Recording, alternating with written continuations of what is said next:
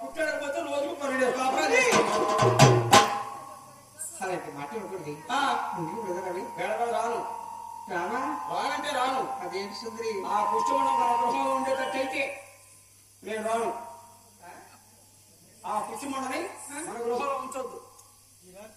ఈ రాత్రి తాళించావనుకో కష్టాలు పడిచేస్తుంది. ఎరసకుండా నీ ఇష్టం అమ్మా. నీ ఇష్టం అంటే పక్కన పగిలి ఏడవ పుష్పముండో